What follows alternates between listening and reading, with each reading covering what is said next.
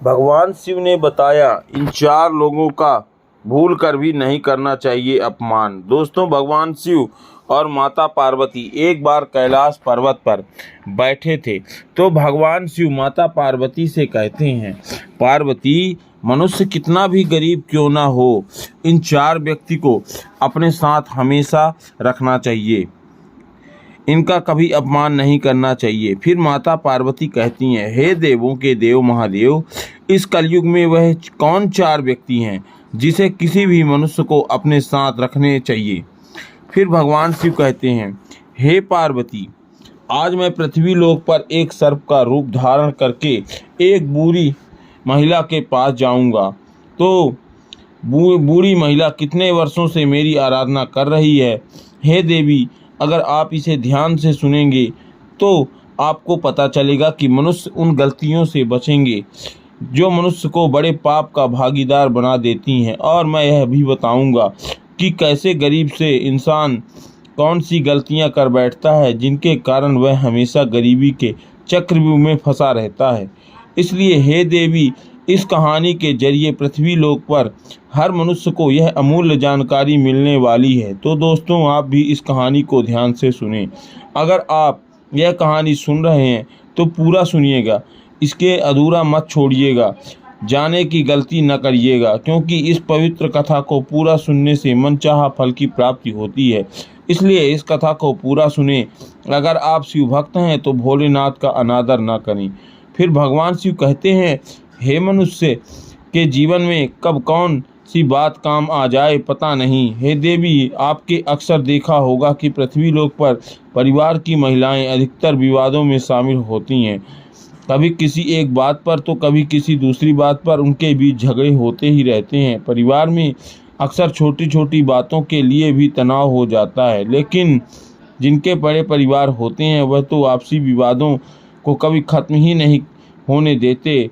दिन रात तकरार हो चलती रहती है। कई बार छोटी छोटी बातें इतनी बड़ी लड़ाई का रूप ले लेती हैं जिस व्यक्ति उसे फंस कर रह जाता है, और चाहे वह बच्चे हों या महिलाएं। इसके परिणाम स्वरूप परिवार के पुरुषों को भी नुकसान और दुख का सामना करना पड़ता है। मनुष्य का झगड़ा छोटा हो या बड़ा, इसमें अधिक संकट और शारीरिक हानि उठानी पड़ती है। हे देवी, आप कहती हैं कि जिस घर में परिवार की महिलाएं आपस में लड़ती हैं और विवाद करती हैं, वह सुख शांति हमेशा के लिए समाप्त हो जाता है, और न कि उस घर में प्रगति रुक जाती है। ऐसे घर में कभी समृद्धि नहीं होती है और जीवन में कई समस्याएं आ जाती हैं। तो चलिए कहानी शुरू करते हैं।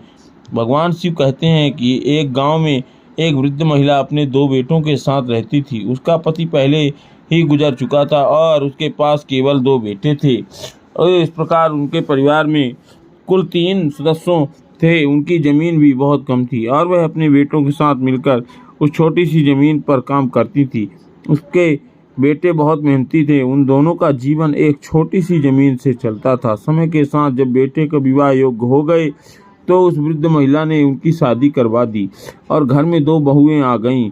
कुछ समय तक सब कुछ अच्छा चल रहा था। घर में बहुत प्रेम था और सभी मिलजुल कर रहते थे, लेकिन जैसे जैसे समय बीतता गया दोनों बहुओं में आपस में झगड़ा होना शुरू हो गया। कभी भी किसी बात को लेकर तो कभी किसी बात को लेकर बहू छोटी बहू और बड़ी बहू से कहने लगी कि तुम ऐसा करती हो, तुम ऐसा करती हो, तो उन्होंने हमारे साथ यह कर दिया तो वह कर दिया। इन्हीं बातों को लेकर बड़ी बहू भी छोटी बहू से उल्टी सीधी बातें कहती रहती थी और लड़ाई होती रहती थी। एक दिन छोटी बहू को जब मौका लग जाता है तो वह बड़ी बहू से लड़ बैठी और कहती है कि तूने घर का यह काम नहीं किया और वह काम नहीं किया। कभी कहती तू अपने हिस्से का काम कर, मैं अपने हिस्से का काम करूंगी। कभी कहती तू आराम से पड़ी रहती है और मैं पूरे दिन का काम में लगी रहती हूँ। इसी तरह से छोटी बहू बड़ी बहू में झगड़ा होने लगता था। अब यह उनका रोज का काम हो चुका था। वह दोनों बहुएं हमेशा किसी न किसी बात पर आपस में झगड़ती रहती थी। अब तो वृद्ध महिला भी इस बहुओं के झगड़े को देखकर काफ़ी परेशान हो चुकी थी। उन्हें लगने लगा कि उनके बेटों की पत्नियां बहुत झगड़ा करती हैं। उन्होंने इस बारे में अपने बेटे से बात की तो बेटों ने उन्हें समझाने की कोशिश की, पर इन पर कोई असर नहीं हुआ।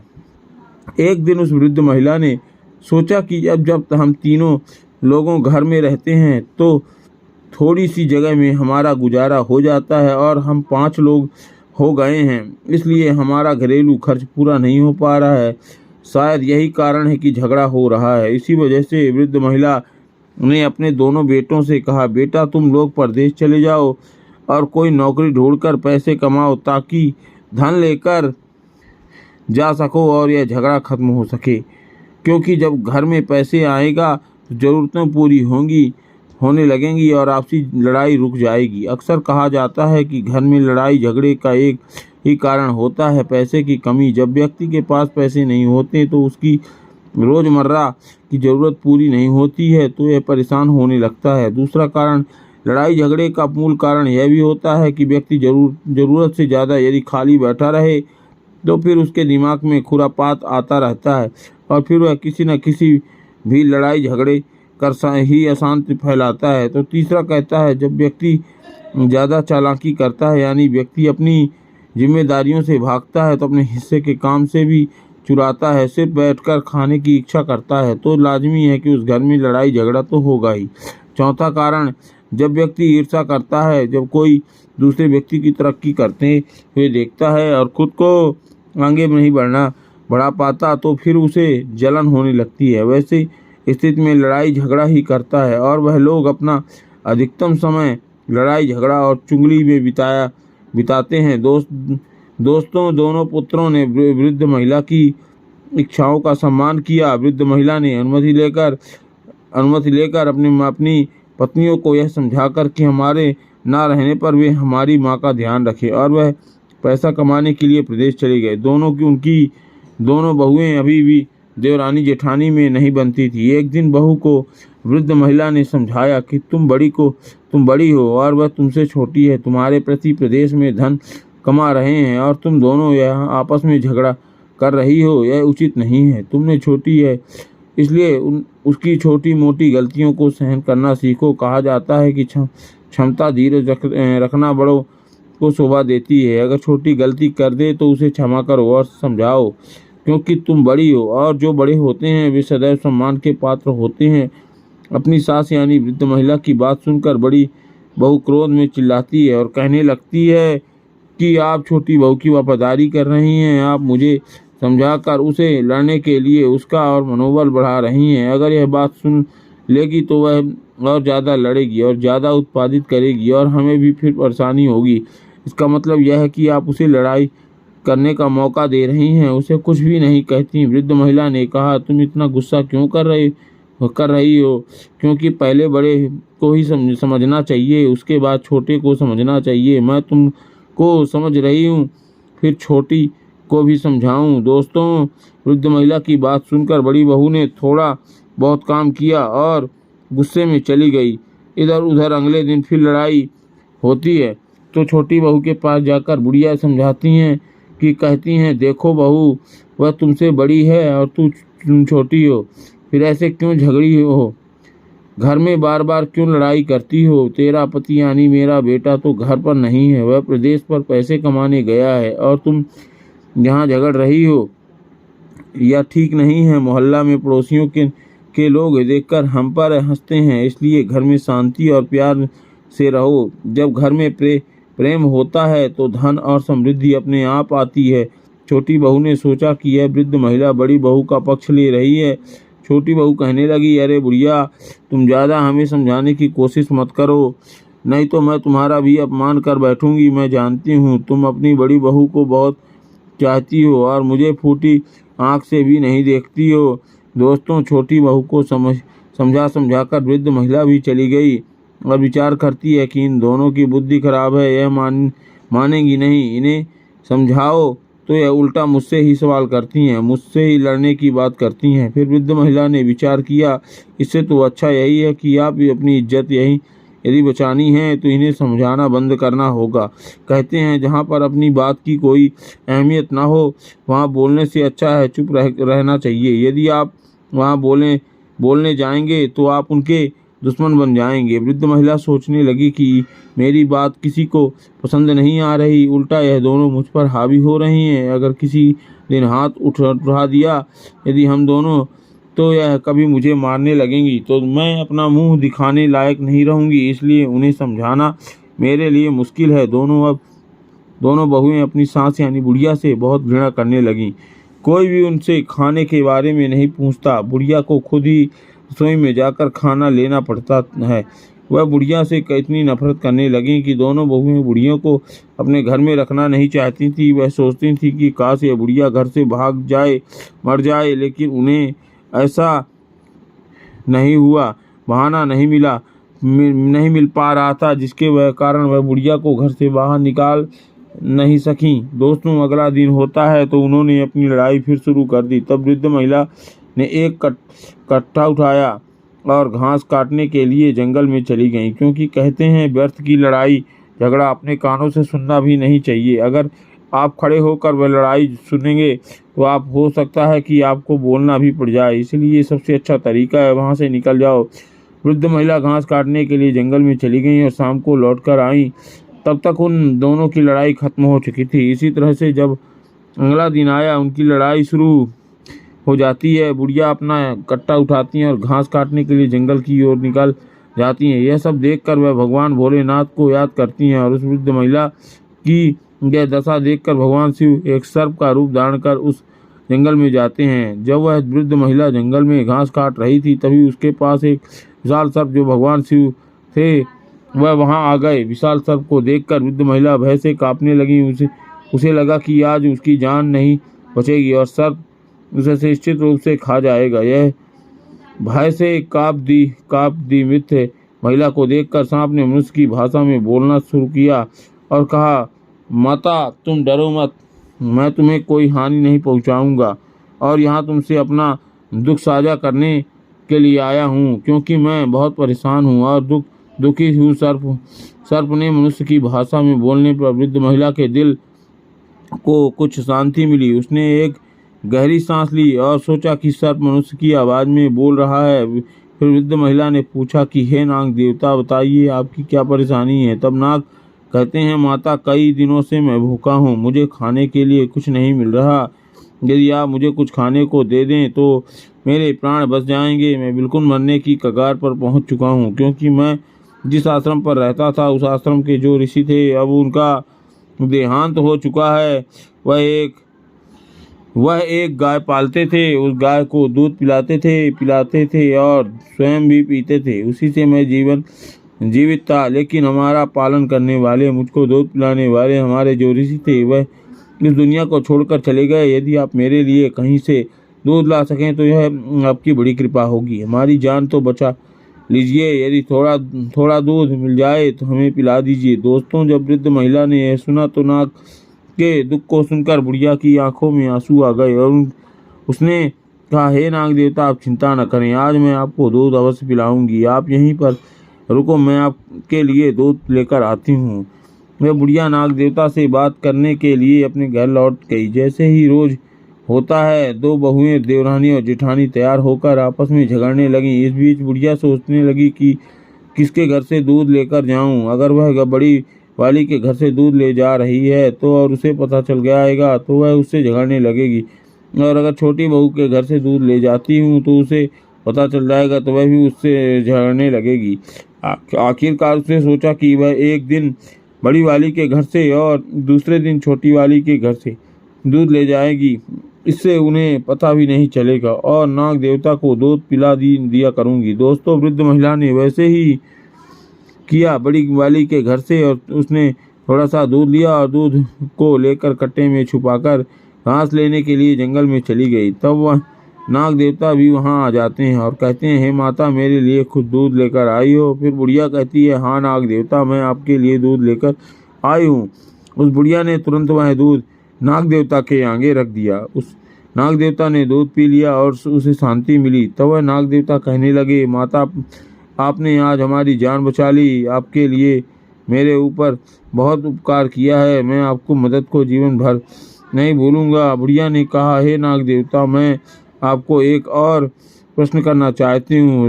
उस समय मैं डर के कारण आपसे पूछ नहीं पाई थी, लेकिन अब मैं पूछना चाहती हूँ कि आप एक सर्प होते हुए भी मनुष्य की भांति कैसे बोल पा रहे हैं? क्या आप वास्तव में नाग देवता हैं या कोई और हैं? तब नाग देवता जो भगवान शिव थे उन्होंने उत्तर दिया, हे माता, मैं एक श्राप के कारण नाग बन गया हूँ। मैं एक राजा के घर नाग रूप में जन्मा था और मेरे पिता ने मुझे ये नाग समझकर जंगल में छोड़ दिया था। मेरे श्राप के 25 वर्ष का है। मेरी मुक्ति अब ज़्यादा दूर नहीं है। 1 वर्ष के बाद मुझे मेरा मनुष्य शरीर वापस मिल जाएगा। मैं उस समय का बेसब्री से इंतजार कर रहा हूँ। नाग देवता ने अपनी कहानी वृद्ध महिला से कही। वृद्ध महिला को उसकी व्यथा सुनकर उस पर प्यार आ गया। फिर वह रोजाना अपने बहू के घर से दूध छुपके छुपाते लाने लगी और नाग देवता को पिलाने लगी। तभी वह दूध बड़ी बहू के घर से लाती तो कभी कभी छोटी बहू के घर से भी। इस प्रकार वह नियमित रूप से नाग को दूध पिलाने लगी। नाग देवता भी हर रोज उस स्थान पर आ जाता और वृद्ध महिला के हाथों से दूध पीकर बहुत खुश होते। भगवान शिव को ऐसा लगता जैसे उन्हें अपनी असली माँ मिल गई हो। फिर एक दिन क्या हुआ कि बहू ने देखा कि उनका दूध रोजाना कम हो रहा है। उस दिनों बहुओं ने आपस में चर्चा की और एक दूसरे से कहा कि कोई हमारा दूध चुरा लेता है। हमारा दूध कैसे कम हो जाता है? हर तीसरे दिन हमारा दूध कम हो जाता है। बड़ी बहू ने भी कहा, हमारा भी हर तीसरे दिन दूध कम हो जाता है। हमारे दूध को कोई चुरा रहा है, लेकिन दूध चुराने के लिए हमारे घर में कौन आएगा? फिर उन्होंने विचार किया कि केवल बुढ़िया ही रसोई के अंदर जाती हैं और तो कोई जाता नहीं। फिर हमारे दूध को भला कौन चुरा सकता है? पड़ोसी हमारे घर में आते नहीं हैं। तब छोटी बहू ने कहा, दीदी, तुम्हारा चोर और मेरा चोर एक ही है, चलिए हम उसे छुप कर देखते हैं। फिर दोनों ने योजना बनाई और छुप कर देखने लगी। इधर अगला दिन होता है तो वृद्ध महिला रोज की तरह बड़ी वाली के घर में जाती है और रसोई में घुस जाती हैं। वे दोनों छुप कर देख रही हैं। वृद्ध महिला ने बड़ी वाली के घर से दूध लिया और कट्टे में छुपाया और घास काटने बहाने जंगल को चली गई। इधर बुढ़िया को दूध ले जाते उन दोनों ने देख लिया। तब छोटी वाली ने कहा कि चलिए देखते हैं बुढ़िया दूध ले जाकर जंगल में कहाँ जाती है और किसे पिलाती है, खुद पीती है या किसी और को पिलाती है। वृद्ध महिला जंगल में चली जाती हैं। उसके पीछे पीछे दोनों बहुएं गुप्त रूप से उसे देखने के लिए आगे बढ़ती हैं जा रही थी। वृद्ध महिला उस स्थान पर पहुंची जहाँ वह प्रतिदिन घास काटती थी, जहाँ वह नाग को अक्सर दूध पिलाया करती थी। इस बीच दोनों बहुएं दूर से छुप कर देख रही थीं कि बुढ़िया के पास एक विशाल और भयंकर सर्प आया और बुढ़िया उसे दूध पिलाने लगी। सर्प दूध पीने लगा। जब बहू ने देखा कि बुढ़िया उस खतरनाक सांप को दूध पिला रही है तो वह सर्प तो बहुत ही बड़ा था। ऐसा सर्प उन्होंने कभी नहीं देखा था। सर्प को दूध पीते देखकर वे दोनों घबरा गए। डर के मारे उनके पैरों तले जमीन खिसक गई। उन्होंने कहा, यह सर्प कोई दैत्य है और यह बुढ़िया भी कोई चुड़ैल लगती है, बल्कि हमारी सासू माँ लगती नहीं। कहीं ऐसा ना हो कि यह बुढ़िया हमें और हमारे बच्चों को भी खा जाए। वह आज हम इसे घर में नहीं घुसने देंगे। दोस्तों, उन दोनों को बहाना मिल चुका था। ऐसा निर्णय लेने के लिए वह दोनों बहुएं अपने घर चली आईं। इधर बुढ़िया नाग देवता को दूध पिलाई और घास लेकर अपने घर की ओर चल देती है और घर पर पहुंचती है तो देखा कि घर का द्वार बंद था और दोनों बहुएं जो थीं डंडा लेकर भीतर खड़ी हुई थीं। घर जाकर बुढ़िया ने कुंडी खटखटाया तो दोनों बहुएं ने दरवाज़ा खोला। बुढ़िया ने देखा कि दोनों बहुएं अपनी साड़ी का पल्ला अपनी कमर में बांधे खड़ी थीं और हाथ में डंडा पकड़ रखा था। बुढ़िया ने देखा कि यह क्या मंजर है, इन दोनों का यह कैसा रूप है, यह हाथ में लाठी क्यों पकड़े हुए हैं। इस प्रकार बुढ़िया ने पूछा कि तुम दोनों ऐसे क्यों खड़ी हो। दोनों ने एक साथ जवाब दिया कि अरे बुढ़िया, तू तो एक चुड़ैल है, एक दिन तू हमें भी खा जाएगी, हमारे बच्चों को भी मार डालेगी। बुढ़िया ने कहा, अरे बहू, क्या तुम पागल हो गई हो? मैं तुम्हारी सास हूँ, कोई डर नहीं जो तुम्हारे बच्चों को खा जाऊंगी। अरे तुम्हारे बच्चे तो मेरा पोता पोती हैं जो मुझे मेरे बेटों से भी ज़्यादा प्यारे हैं और तुम ऐसी बात कर रही हो। तब वह दोनों बहुएं कहने लगी, अरे बुढ़िया, हमें पागल मत बनाओ। हमने तुम्हें देख लिया है कि तुम एक खतरनाक सांप को दूध पिलाती हो, हमारे घर से चोरी करके दूध ले जाती हो और उस सर्प को पिलाती हो। वह सर्प कोई राक्षस है और तुम उसके साथ कोई चुड़ैल या डायन हो और अब हम तेरा विश्वास बिल्कुल नहीं करेंगे। आज के बाद तुम्हारे लिए इस घर में कोई जगह नहीं है। तुम्हें इस घर में हम घुसने नहीं देंगे और ज़्यादा ज़बरदस्ती की तो यहाँ से फिर जिंदा मुझकर नहीं जाओगी। इसलिए अच्छाई इसी में है कि तुम यहाँ से सीधे वापस चली जाओ। आज से तेरा हमसे कोई संबंध नहीं है। दोस्तों, बुढ़िया ने दोनों बहुओं को बहुत समझाया। फिर बुढ़िया कहने लगी, तुम लोग सोच रही हो तो ऐसा कुछ नहीं है। यह मेरा घर है और हमें अंदर आने दो। अब परिणाम यह हुआ कि दोनों बहुओं ने उस बुढ़िया को घर में घुसने ही नहीं दिया। बुढ़िया ने जबरदस्ती की तो एक डंडा बड़ी बुढ़िया को मार कर घर से बाहर निकाल दिया। और रात का समय था और अंधेरा हो चुका था। बुढ़िया अपनी बहू से रोते हुए कहने लगी, मैं इस रात में कहाँ जाऊंगी। उसी बहू ने उत्तर दिया, हमें तुमसे कोई सरोकार नहीं है, चाहे तुम कहीं भी जाओ मरो। और इसके बाद उन्होंने घर का दरवाज़ा बंद कर दिया। बुढ़िया वहीं पर रोती रही। फिर उसने सोचा, रोने से अब क्या होगा, क्या लाभ होगा। वह दोनों दरवाज़ा नहीं खोलेगी। उसने तय किया कि उसे कहीं और शरण ढूंढनी चाहिए। इसलिए वह रात में ही उस स्थान पर आ गई जहां वह आमतौर पर घास काटा करती थी और उस नाग देवता का इंतजार करने लगी जिसे वह दूध पिलाया करती थी। हालांकि रात को नाग देवता नहीं आए क्योंकि उनका आना दिन के समय ही होता था। वह एक विशाल बरगद का पेड़ था जिसके पास वह एक बुढ़िया लेट गई और रात भर वह बरगद के पेड़ के पास बैठी रही और सुबह का इंतजार करती रही। जैसे कि सूरज उगा वह नाग देवता वहां पहुंच गया। जब नाग देवता वहां आए उस समय वह बूढ़ी औरत नहीं दिखाई दी। वह इधर उधर देखता रहा, लेकिन जल्द ही उसकी नज़र बड़ी बरगद के पेड़ के पास जहाँ बुढ़िया रो रही है और तुरंत नाग देवता वहां पहुंचा और पूछा, हे माता, आपको क्या हुआ? आज क्यों परेशान हो? आप रो क्यों रही हो? बूढ़ी औरत रोते हुए बोली, हे नाग देवता, मेरी बहू ने मुझे घर से निकाल दिया। मैं तुम्हारे लिए दूध लाया करती थी। वह दूध मैं अपनी बहू से छिपा कर लाती थी, लेकिन उन्होंने देख लिया और आपको दूध पिलाते हुए वह कहती है मैं चुड़ैल हूँ। वे सोचती हैं कि मैं उनके बच्चों को और उन्हें मारकर खा जाऊंगी, इसीलिए उन्होंने हमको घर में नहीं घुसने दिया, मुझे घर से बेघर कर दिया। हमारे बच्चे घर पर नहीं हैं, दोनों बेटे परदेश में नौकरी करने गए हैं। अब मैं क्या करूं, कहाँ जाऊं? दोस्तों, नाग देवता को बुढ़िया ने सारी बात बताई। तब नाग देवता कहते हैं, हे माता, अब घबराओ मत, मुझे ही अपना बेटा समझो। आज से मैं आपका बेटा हूँ। नाग देवता की बात सुनकर बुढ़िया बड़ी प्रसन्न हो जाती हैं। फिर नाग देवता कहता है, अब घबराइए नहीं, आप हमारे साथ हैं। अब आप हमारे साथ।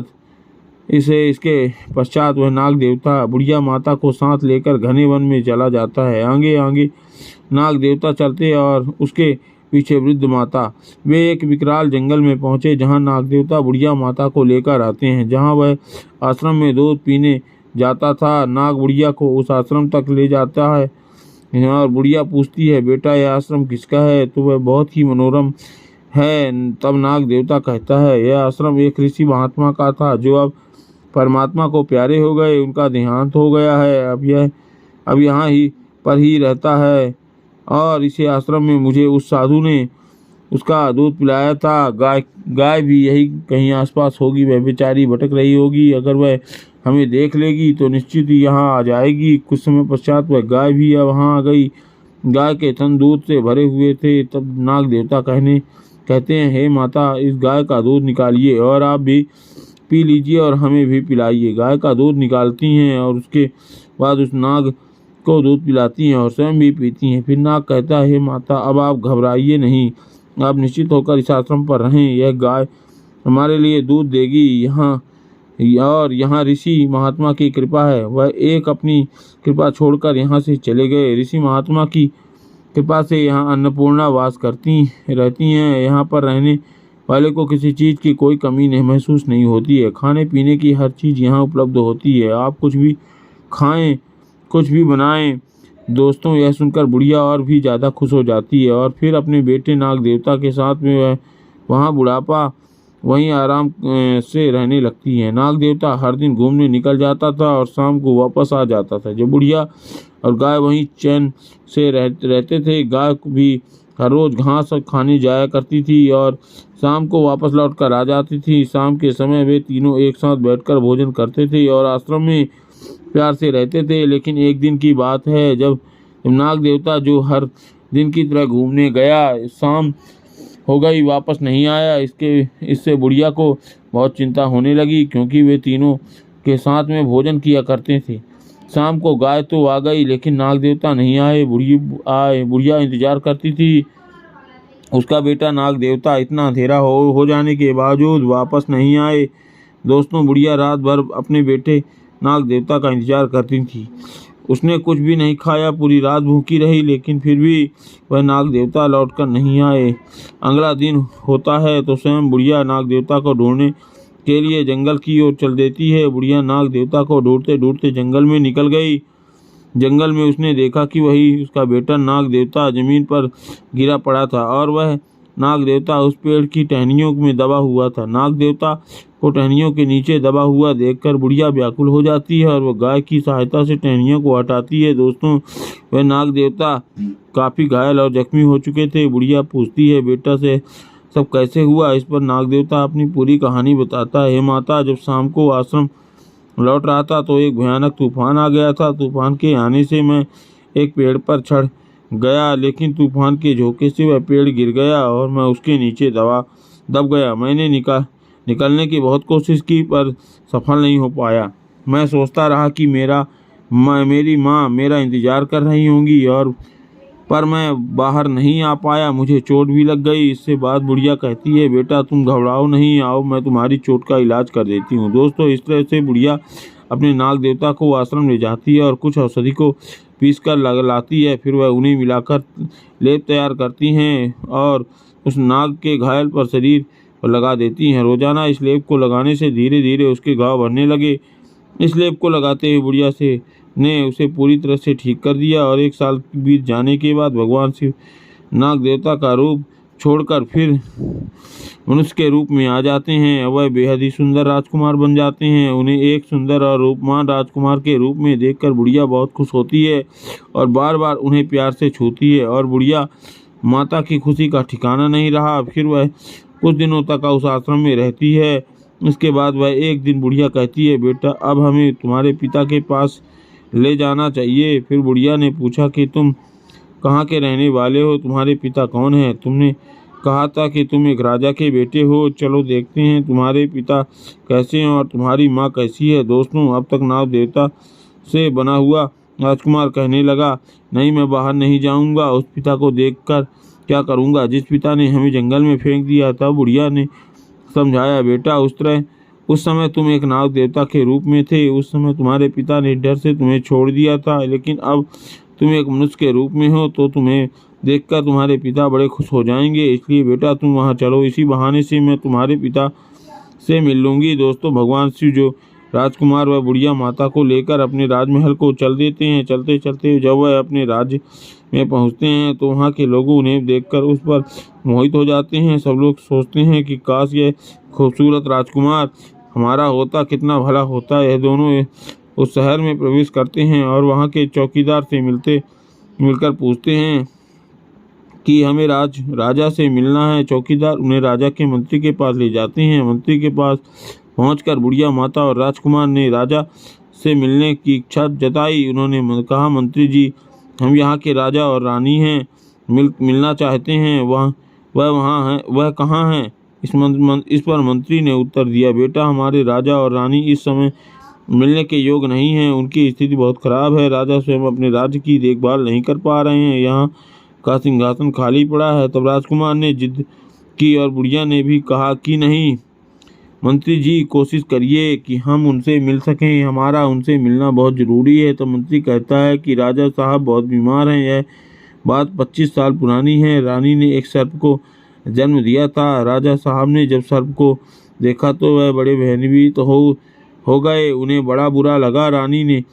तो वह सर्प भी प्यारा था, लेकिन क्योंकि माँ के लिए उसका बच्चा कैसे भी हो उसके लिए प्रिय होता है। लेकिन राजा ने सोचा कि यह बात समझ के लोग क्या कहेंगे कि राजा के घर में पुत्र की जगह एक सर्प पैदा हुआ है, तो सभी प्रजा हमसे घृणा करने लगेगी। इसलिए राजा ने उस सर्प को जंगल में फेंक दिया और तब से राजा रानी जो हैं उनका शरीर सुखद कांटा हो गया था और रात भर सिंहासन उन्हें छोड़ दिया था। कभी राज सिंहासन उन्होंने त्याग भी दिया, छोड़ भी दिया। कभी सिंहासन पर विराजमान नहीं होते थे और अपने महल में राजा रानी बुरी तरीके से मायूस और अवस्था में पड़े रहते थे। जब उस राजकुमार ने यह सुना तो उसकी मंत्री अनुरोध किया कि अगर वह उनसे मिलवा दे तो बहुत कृपा होगी। तो दोस्तों मंत्री वो राजकुमार उसको बूढ़ी माता के साथ राजा और रानी के पास ले जाता है, जहां उस लड़के के माता पिता निराश में लेटे हुए थे। महल में लेटे लेटे उसका शरीर गल गया था और वह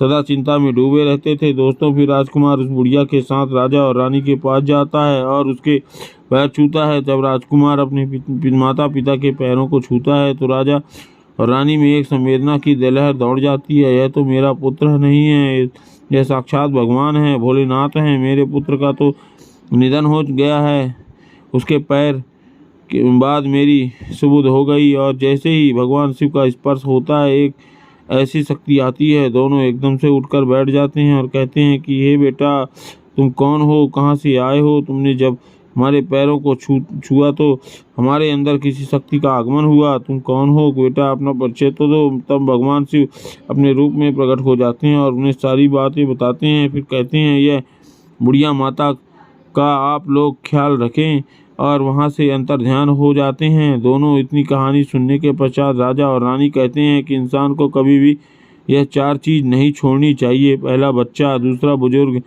तीसरा पागल, चौथा मेहमान। इन्हें कभी भी अपने घर से नहीं निकालना चाहिए। राजा ने सभी को यह सूचना दे दी कि अब से राजगद्दी पर बैठेंगे। अगले दिन राजा ने उनका राज अभिषेक किया। उसी दौरान वह बुढ़िया थोड़ी उदास हो जाती है, सोचने लगती है कि अब मैं कहाँ जाऊँ। दोस्तों तक राजा कहते हैं कि हे माता, आज से तुम यहाँ की राजमाता कहलाओगी। अब बुढ़िया बहुत ही प्रसन्न हो जाती है। जब वह बुढ़िया माँ के दोनों बेटे घर लौट आते हैं और उन्हें अपनी माँ को घर में ना पाया तो उन्होंने अपनी पत्नियों से पूछा कि हमारी माँ कहाँ गई। उनकी पत्नियों ने उत्तर दिया कि तुम्हारी माँ एक चुड़ैल और डायन थी, इसलिए मैंने उन्हें मारकर भगा दिया। वह हर दिन जंगल में जाकर सर्प को दूध पिलाया करती थीं। अपनी पत्नियां इस बात को सुनकर बूढ़ी माँ के दोनों बेटे घर से भर उठे और अपनी पत्नियों को डांटने फटकारते हुए उन्होंने घर से निकालने लगे। और वह बोले, तुम्हें शर्म नहीं आती? हमारी माँ को चुड़ैल और डायन कह रही हो? हमारी माँ कहाँ है? जल्दी बताओ, नहीं तो तुम्हें छोड़ेंगे नहीं।